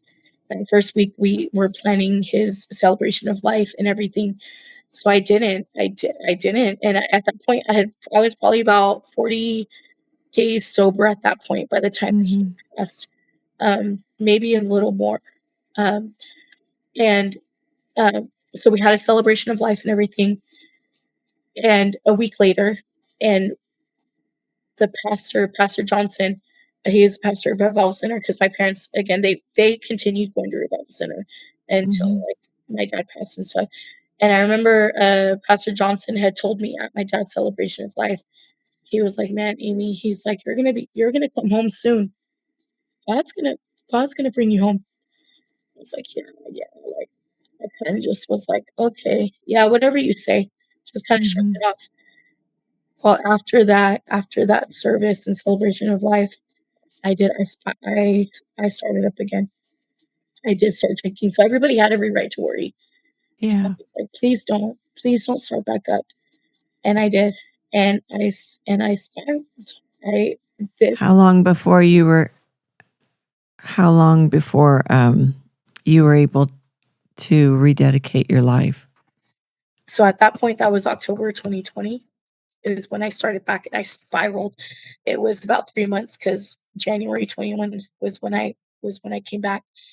And I spiraled, and I mean, I went hard. When I say went hard, I went hard in that time to where in January of 2021, I was on, I was on a bender, like a 3-day bender, and I went to work drunk and everything. I've never really been to that point where I went like that. Like, I went to work drunk. I didn't care how I looked. Like, it was embarrassing when I think about it. But my boss, she seen me, she goes, "Amy," she goes, "You don't look good. I'm gonna send you home." I was like, "Okay," which rightfully so she should have. Yeah. But she didn't judge me. She didn't Mhm. judge me, even if she knew. She didn't judge me, and she goes, "You need to go home." So I was on this bender from like Monday to Thursday or so. Wednesdays when I had went to work, I decided I was gonna try to go Mhm. to work because I didn't work on Monday. So Monday I was not at work. And then Tuesday, I called in to work. Wednesday, I Mhm. tried to go to work. Got sent home Mhm. early. So at this point, my boss had texted me on Wednesday, and she told me, and this is where God used somebody who wasn't even in church to Mhm. finally get through to me. Because she texted me, she goes, "Amy, if you need help, there's help for you. All you Mm. gotta do is ask." And that's one thing I did not ever wanna do. I never wanted to ask people to pray for me. I never wanted to ask for help. I just wanted her to be Mhm. alone. And when she told me that, it broke me. It finally, like, got through my head. I Mm. texted my brother and I texted my cousin, Robert. I said, "Please pray for me. Please pray for me." That Thursday, I had texted him I believe I texted him Wednesday or Thursday, and I said, "Please pray for me." I was at my mom's house. It was like 6:30. And I'm leaving to go home. My mom's like, "Please don't go, Amy," because again, I'm still drunk. "Amy, please Yeah. don't go." I was like, "No, I'm leaving." So I left. All I remember is getting another bottle of alcohol. That was like at 6:30. I woke up at 9 something in my driveway. I have no Don't know how you got there. don't know. It was all God. And my best friend had to come out and he had to help me out of the car. He had to turn my car off, help me out of the car and help me in. I fell asleep. I lost my wallet. I lost everything. I don't know where my wallet or anything was. Mm. He put Been me there. inside. The next day, I text my brother because I was like, "I can't do this. I can't." It was January 15th of 2021. It was on a Friday. I texted my brother. I said, "Do you have church tonight?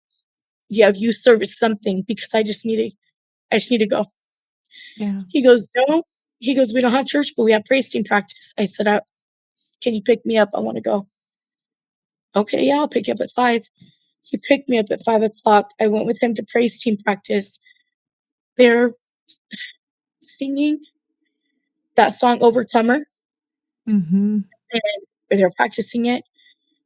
And I was sitting on the second row just watching him, and I remember tears just started flowing down my eyes. My cousin Robert was there, and he locked eyes with me. He seen and he knew. He came down, he started praying with me, and in an instant, God delivered me and just restored me in a praise team practice. Right. Praise God. He delivered me. I never, like, after that night, had never had a desire to drink alcohol. Nothing, Wow. like, and since then, I've never looked back. I started going to church that Sunday. I decided I wanna go to Manteca because that's where my family was. Right. My mom my mom got to see me sober. My mom got to see me live for God, in 2021, we ended up at the end of 2021, we ended up finding out she had stage 4 cancer. Oh gosh. And so through that, I was able to take care of her. I was able to Mm. like these are things God knew when Yes. he It was was, time. Yeah. and Yeah. I'm telling you, when I say healing, nobody talks about how painful healing can be. Oh yes. First year, I'm telling you, I probably cried for a year straight. It's a little Yeah. exaggeration, but because I finally started feeling all of these emotions, Yeah. It's I kept grief. inside and I numbed. I I allowed myself to Mm. feel all of it, and God began to heal me, and I began to finally heal. There's still parts of me that are still healing, Yeah. but I was able to be who my mom needed me to be. I was Yeah. with her through her time. She got to see me live for God. She got to see me, you know, thrive and Mm. change my life around. I got to be Mhm. there for her until she passed away, and she passed away in May of 22. And Mm. that had I not ran back to God, I wouldn't have been able to get through that. There's no way I would No way. until Yeah. both losing my dad and then my mom just a year and a half later. There's no way. Mhm. So God knew what he was doing. And I did struggle still for a good couple of years with God, how did you forgive me for what I did? Because anytime Mother's Day rolls around or anytime Yeah. December rolls around, those feelings are still very real for me. Mhm. It's been 11 years and it's still very real for me. And Do you feel like you've forgiven yourself? I feel like am in a place where I can really understand that God has forgiven me because I couldn't, even though I knew it was under the blood and I was living for God, Mhm. I didn't know how to really understand how God can do that. But it was in a moment where, and it wasn't until like Mm. 2023 maybe, our Pastor Richardson was our pastor, and now he's our bishop. And in 2023, Pastor and Sister Rodriguez took over our church, and I didn't know or have a relationship with them until then, and God has allowed me to develop a relationship with them, and I absolutely love them. They are the first pastors that I've had that I felt like I could submit myself to, if that makes Yeah. any sense. It does. Yeah. I never wanted to, like, be in the Right. pastor's office or anything before because to Yeah. me that was like, you're in trouble, you're getting Right. talked to. But with them, it was different, and they were the ones I was able to finally open up to about what. Oh, good. Good. And when I did, I was able to be transparent, and I felt like in that moment So, was when I was really able to release and, like, yeah. understand that God forgave me, Yeah. even though I knew Yeah. He did before, you know Yeah. what I mean? And now, like, just to see, like, what God's done in my life since I got back, it's insane. Like, I now am part of the music ministry. I'm on the praise team, and I absolutely love it. I'm part of Yeah. children's ministry, something I always wanted to do, but never saw myself really Yeah. knowing if I could do it. Mhm. And God's allowed me to be used there. And these are things where I'm like, man, God, can you still use me? But it always brings me back to once God has a call on your life, He doesn't take it away, Right. right? Right. He doesn't He's relentless in his pursuit. right? And so things that I used to do when I used to be bold and everything in the spirit before when I lived for God when I was younger, I'm finding my way back there now because it's took me some Good. time. Yeah. Because I Yeah. still think about it like, all right, that was before I ever did all of this stuff and before I turned my back on God, Mhm. right? But God's showing me slowly and I'm allowing him to finally really, I mean, he's probably wanted me to see this already, but I'm finally starting to see and understand that God's not he doesn't punish us because you Right. know what I mean? He doesn't Right. punish us. He He doesn't doesn't. hold things against us just No. because we turned our and so Yeah. now he's really, really showing me in my relationship and walk with him that he still has his hand on my life the way he did before. And it's Yeah. just been amazing. Even with doing this podcast, I'm going to tell you real quick. I know we are in a time crunch. I'm going to tell you really quick though. God orchestrated me to camp meeting on this year. I've never been to camp meeting before. My cousin happened to tell me, "Mija, are you gonna go to camp meeting?" And I'm like, "No, I'm not gonna go." It's like, "All right, well, we're gonna be there. If you decide to go on like Friday night or whatnot, all right, we'll think about it. I'll think about it." Well, everybody that normally goes for the one night happened to not be going this year. I didn't want to go by myself. Mm. Mm-hmm. I told my best friend Tosh. I was like, "Man, yeah, like talking about camp meeting." She goes, "When is camp meeting?" I go, "Next Friday." She goes, "I want to go." And mind you, Tosh, my best friend, she's very like, she has social anxiety. Like she doesn't like to be in big crowds, right? She likes to Mm-hmm. be with her Yeah. people, like because she's very comfortable, but she doesn't like to be in big crowds. And she knows it's a big crowd because we've talked about it before. She goes, "I want to go." I'm like, "What?" "I want to go." I said, "All right." I said, "We're gonna go then. Let's do this." So we plan. We decide to go. We get out there, and I see Mike Torres. I haven't seen him in 20 years because he's Mm-hmm. went to church with, and I knew him from before. And I was very close to him because he was married into my best friend's family, my childhood best friend's family, and we were just all very close. And so Mm-hmm. I haven't seen him in years. I have him on social media though, so I see him on social media, but I hadn't seen him in person. And I was Yeah. like, I need to talk to him. I need to talk to him. I just felt like I need to talk to him. And I did. I went up to him and I said, "Hey, like, how are you?" And he seen me and he was like, "Oh my God." So like he's like, "What?" And we got to see each other and we got to connect. And he told me, he said, Mm-hmm. "Amy, I've prayed for you through all these years. I've prayed for you because you're somebody that I've always thought about." And he's like, you and my daughter, Haley, have always had this pure spirit about you." Yeah. And he's Mm-hmm. like, "I was so worried that life would take that from you." He's like, "I Yeah. always prayed for you because you just had this pure, like you have pure intentions and you're genuine Mm-hmm. and everything." And he's like, "And I prayed for you, and I'm just so happy to see that you're living for God." He's like, "And God, let me know that you didn't lose that, and when I Yeah. see you and see you living for God, I could see that." He's like, Yeah. he's like, "I think you would be perfect for this podcast." And I even told him, I was like, "No, like, I don't know if I could do that." But I Yeah. knew, and God kind of checked me because I knew that I knew that I was going to be sharing my testimony. God's already confirmed that for me. Prepared the way. Just Yeah. didn't know when or where. Mm-hmm. Telling you in that service, just everything that happened that night, God showed me like He orchestrated it 100%. And when you had Praise told me God. the next day, I was like, "All right, God, like, yeah," because I told Mike, I was like, "I'll think about it." I go ahead and share my information, but I'm gonna think about it because I may not be ready. But God, like, Yeah. God orchestrated it all, and He confirmed for me that night that yes, this is what you need to do. Mm-hmm. And it's just Well, I'm so glad that you did. There's so much power in confession.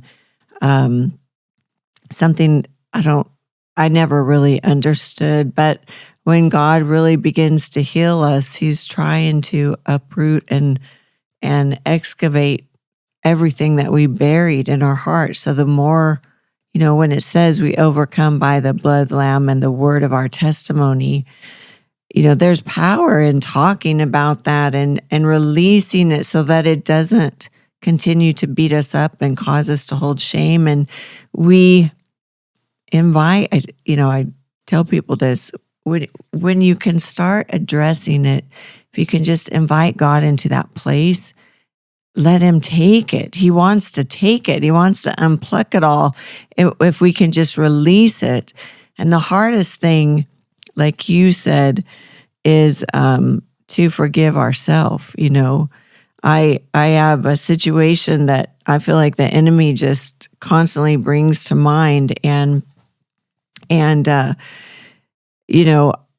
that one has been the hardest. I mean, I've forgiven myself. I've confessed it. I know that the Lord has forgiven me, but because it was about my son, because I loved my son so much, it was a much harder thing for me to let go of, and, but I continue to give it to God. Every time it comes up, I just turn it over to Him. And I ask him to remove that memory so that I can just be free from it. And I've seen God remove memories, so the enemy doesn't continue to remind us. But man, I'm so, I was thinking as you were talking, you didn't even resemble the person that you were when you first, as you grew up and as you walked with God and as you lived life, very innocent, very, like the world is my playground. Everything is good. You just had such trust and such faith. And I hope that, I don't know that I've heard a testimony like yours that so well describes the slow drift to ultimately the enemy was trying to destroy you, but how slow the drift was. No real things, no real shift, you got hurt for sure.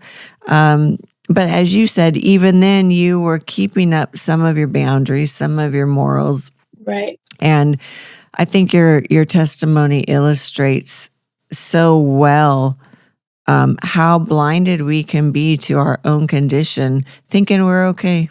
And that's the deception that the enemy, uses. And it's just the mercy and the goodness of God. And Amy, I'm so grateful.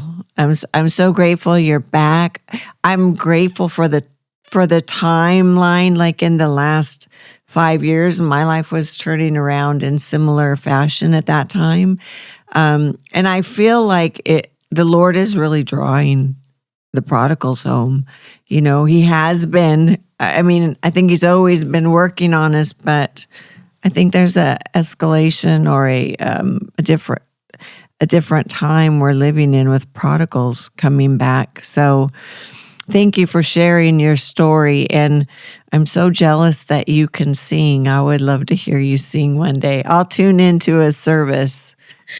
What a gift. What a gift to be able to do that. Thank you. God is Yeah. good. God. Well, and your story is just beginning. It's just starting. Amen. And I believe that 100%. Yeah. And I know God has so much planned for me. I'm just excited. I'm excited to see where He takes me and where everything goes, But I appreciate you allowing me to be on here and to share. Well, thank you for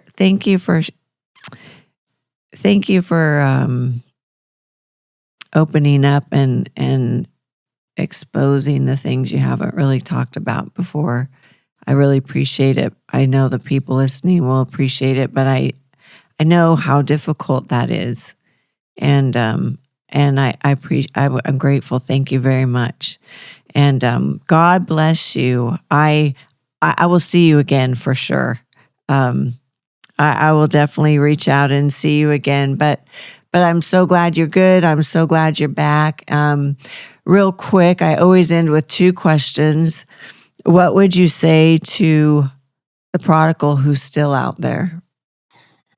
Just that there literally is nothing that can pull you too far away from God.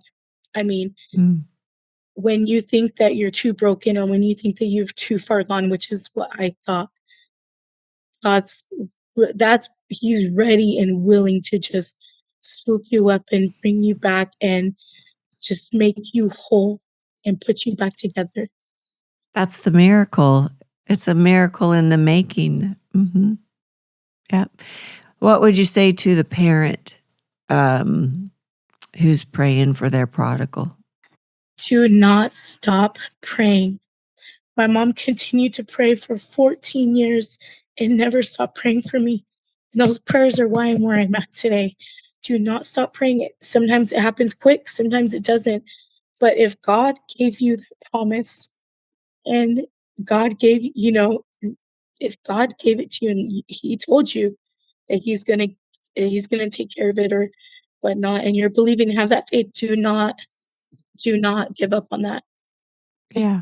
Don't hold stop on. praying. Please don't stop praying, and don't stop loving your children. Yes, that's a good one. That's a hard one, but it's so needful.